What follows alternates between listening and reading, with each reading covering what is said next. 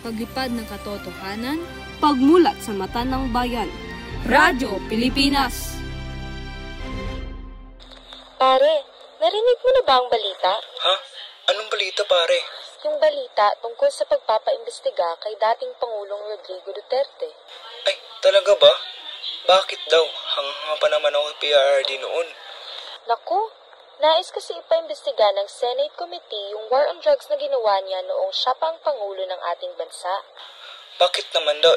Nabawasan nga yung paglalagaan ng droga sa ating bansa.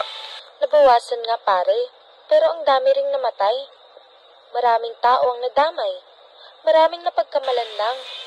Ay oo nga pare, no, naging madugo nga yung inimplementang war on drugs si Pangulong Duterte. Magkakakaso ba siya dahil dyan?